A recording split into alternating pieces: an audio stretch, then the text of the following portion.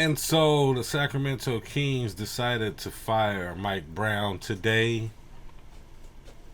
It's a sad day for a lot of people. A lot of people liked Mike Brown a lot. They respected him. In my opinion, do I think this was the right thing to do right now?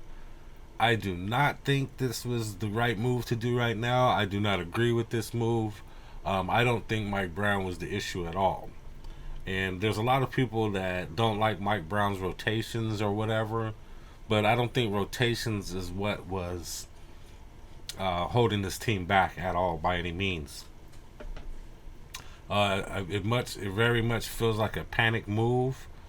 Um, yeah, we've lost 5 games in a row. Is it the end of the season? No. Is it was it the worst thing that could have happened to the Kings? No. Can things get worse? Yes. So I just don't know. It's still early in the season. There's still 30 games into the season. There was still time to turn it around. This team has gone through a lot of changes, and this is a new team. It's different than the team was last year, especially with the addition of DeMar DeRozan. Guys are learning how to play with each other. The team was still trying to figure out who they were, how they're going to play. They were still trying to figure out their pace and how each guy worked his way in. In the beginning of the season, these guys played very well together. It seems like they changed the way they were playing. The way they're playing now is nothing like they were playing in the beginning of the season. So I'm not sure what's going on, and it seems like there may have been some things going on in the locker room. But who knows? I don't know. But I just don't believe that this was the right time to fire the coach. Plus, the Kings are also known as a kind of an unstable team. And we've always been known as an unstable team for years. And this just adds to the instability. We haven't had a coach for more than 3 years in a long, long time. So I want you guys to listen to some of the things that Mike Brown has been saying. And I think I have an opinion on why I believe he was fired. Nature of the business, just how losing, the coach ends up being the face of it a lot of the times. It's just, how does, given your experience and what you've been through, how do you weather a time like this where, that pressure could be mounting? That's part of it. That's why I get paid the money that I get paid. But at the end of the day, you also know when you go through adverse times, you know who was there, who's truly there for you, because people will jump off the bandwagon quick, and the support, wherever it may come from, may not always be there, But that's part of what I have to deal with, not just for myself, but holding everybody together. And that's what I'm going to do, and I'm okay with anybody criticizing me because, again, I get paid to handle that. I get paid to get us through this. But whether it's anybody that's close, staff, play, Interesting comments here. you'll be able to tell who was on the who jumped off a little bit when we had some trying times, and you just always remember that as you go forward because you know who's truly in the foxhole with you and who's not. But at the end of the day, you best believe I'm gonna handle all the smoke, no matter where that smoke comes from, because that's what I'm paid to do. Coach Brown, do you sometimes have to relate to a player that it's okay to take accountability because you always come out and explain, your mishaps and things like that? Do you have to go to a player or players and say, hey, it's okay to take accountability. Don't try to hold it in, but just express yourself. Yeah, you got to remember I'm dating myself now, but I'm 54 years old, and I've been through a lot in this business. I've been through way more good times than bad times, but I've been through some bad times. And, I've been fortunate, blessed, lucky, however you want to call it, to be around great players and great coaches. And the crazy part about it, I've been around coaches that have won titles, and they have a lot of smoke that they got to face when their little stretch of adversity is not great. And so I've seen them handle it. I've seen the players handle it. And, you see older players in leadership roles, or that are just a part of a roster. You see it in football all the time, especially from the quarterback. That's Mike Brown letting everybody know that he's seen championship coaches go through this before, and that there's no need to release him. You could tell he's kind of fighting for his jobs and some of his comments that he's making. And O's, and you try to spill those out. Well, sometimes the X's and O's may come from the head coach or the coaching staff, or sometimes they may come from a certain player or a group of players or the whole team. And to show that you're human means sometimes you got to show that you're vulnerable. And I think at the end of the day, if we all learn that skill set, I know you're probably talking about Fox, but at the end of the day, it's not just Fox. It's everybody. It's Fox. It's Domas. It's Malik. To be able to say, hey, you know what? I made a mistake here. I made a mistake there. That doesn't mean that it's all on them. But it's just acknowledging, yeah, I'm human. I made a mistake. I can be better, and I'm going to be better. That's something that you learn through experiences, and you learn from watching others and being around others that are okay taking on the accountability, because it's not easy. You got the pressure of the world on you, and like I said before, there's a lot of smoke there, and not many people want to handle that smoke or know how to handle that smoke. And but it's something that over time you're either going to learn it or you're not. And in my opinion, most great leaders have that skill set. They know how and when to be vulnerable or to accept accountability or whatever. But I think at the end of the day, all of our guys are more than willing to take it on. It's just a matter of understanding how and when.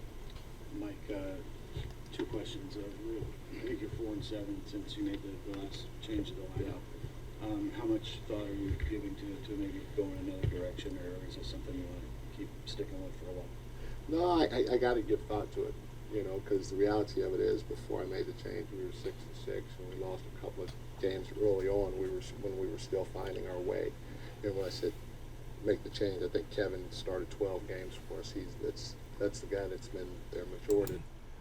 I mean, for the most part, Mike has tried different lineups, and he's tried things that people thought he should. Like, I mean, how many times has somebody said Malik Monk should be in the lineup, starting lineup? And he tried that. He put Malik Monk in the starting lineup, and, it didn't really make a difference. Put up or shut up. And so I can't wait too long, because it is my job to continue to search and to continue to find the right combinations to put out there. Not saying that it's this guy's fault or that guy's fault. In my opinion, a lot of this is on Monty McNair for not having a balanced lineup coming into the season. Coming into the season, we can see that the lineup wasn't balanced, and also we didn't have much of a bench. There wasn't many people on the bench that could come in and maintain things while the starters were out. So in my opinion, a lot of this is on Monty McNair. This, to me, was a move by Monty McNair, I believe, to save himself, to save his job. He's kind of scapegoating Brown, firing Brown like, hey, he's trying to say, hey, this is coach's fault, it's not my fault. When in actuality, this is on Monty McNair, in my opinion. And Brown was scapegoated. He was fired, and he shouldn't have been fired, not yet. I mean, why fire him now? I mean, what's that going to do? They're going to bring in Doug Christie now. And not to say that Doug Christie is not going to be a good coach or anything like that, possibly, in the future or whatever. But it's not like Doug Christie's going to come in and just instantly turn things around. I don't believe that's going to happen. And like I said, I just don't believe it's the coaching at all. I'm going to let you listen to some other things Mike Brown said, and I'll give you my opinion on why I believe he was let go. Opportunity to even shoot a three, because we told our guys, if somebody catches and their back's to the basket, foul them. And they dribbled for 8 seconds, and we didn't foul them. So that's the first thing. But the second thing is, if you're up 3, you gotta guard your man at the 3-point line, and there should be no closeout opportunity.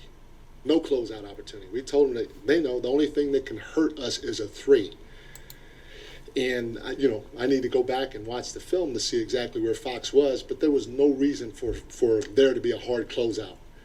We were okay with them scoring a two at the rim, so you should not be in position to help at all.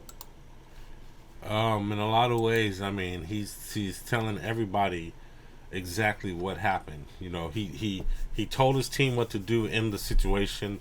He told them what not to do, and they did exactly opposite of what he said, or they just weren't listening and paying attention.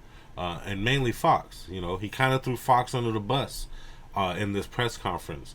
And I mean, not in a bad way or anything. Not that he wouldn't throw anybody under the bus, but he let the world know that this was Fox's fault. He told everybody what to do. He coached everybody up on what to do. That is not a bad coach. That's a good coach. That is signs of a team not responding to you anymore. That's a team, or at least his star player, De'Aaron Fox, that is not paying attention to his head coach anymore for whatever reason. I'm not sure if it's because he's thinking about other things off the court, or thinking about his contract, or thinking about where he wants to be, or just not focused in on the game like he needs to be. But he basically was told what to do and didn't follow that. Made the mistakes and cost the Kings the game last night, and created this 5-game losing. I mean, they're on a 5-game slide and got Mike Brown fired. You should be hugged up to your man at the three-point line. Everybody should.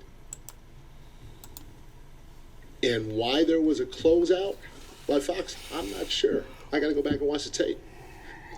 But for sure, 100%, we told our guys, can't give up a three. Can't give up a three.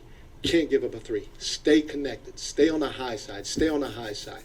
I even drew an example of, if your guy's on the floor, just hop on his high side. The only thing that can hurt us is a three. And we close out and we foul with 3 seconds to go. I mean, he's right. He explained everything that needed to be done in the situation, and it didn't happen for whatever reason. Lack of focus, not care, just straight up defiance. I'm not sure. It's tough because we keep telling our guys, you got to pay attention to the details. Try to do it for as close to 48 minutes as possible. We're not going to do it for 48 minutes, but let's try to do it as close as we can. And to relax like that at that point in the game was tough. I also don't like the pace that we had the last 6 minutes. We kept telling our guys, push it, push it, push it. And I mean, he's straight up telling the guys to push the ball, and they don't push it. They go into these half-court offenses where it's very hard for them to score, and he's telling them to push it. I mean, to me, this is a sign of a coach that lost his team. Sounds like a coach that kind of lost the locker room to me. Drive it, kick it. Just like we did most of the game. Drive it, kick it. And we come to a complete stop with about 6 minutes to go. 3 minutes to go, we're rolling the ball and walking it. Going against a set defense every time. Somehow, some way, we got to pay attention to details for a little longer, especially down the stretch of the game. And we got to keep our pace up. In this press conference, it was a lot of Mike Brown explaining what happened. He totally let it be known that it was not his fault. He let everybody know what they needed to be doing in the situation, and it was not followed. Like he said, need to pay attention to details. And he's been preaching that the past few games, paying attention to details, paying attention to details. And it seems as though he was speaking directly to Fox. Did he lose the locker room? Did he lose Fox? In my opinion, yes. Mike Brown had lost his star player, which was De'Aaron Fox, and probably lost some of the locker room. And to me, in my opinion, this is why Mike Brown was probably fired. He didn't have the locker room's ear anymore. You know, sometimes you gotta change up. You gotta change the voice in the room to get people to listen. But in my opinion, he had lost at least De'Aaron Fox's focus, and the team, the higher ups took note of that, and they made their decision to let him go. In my opinion, was it the right decision? I don't believe so. Is it the right time? I don't think so. They probably should have let the season play out a little bit more, try to see what they can do in the trade market, and also try to get a clear understanding of what Fox wants to do before they made this move. Mike Brown could have been a pillar of structure for this team. You know, let him implement his system onto this team for a few years. You know, let him get a few years. He didn't get that, and in my opinion, it's because he lost his star player's ear. Thank you for joining me. I really appreciate you watching the full video. Also, if you can, please subscribe to me on X. Also, like the content. Please share this content and subscribe. Make a comment if you like. Let me know what you think about my analysis. And also, I have a Kings game show that I do after every Kings game that you'll probably enjoy as well. So subscribe so you can see that. Thanks.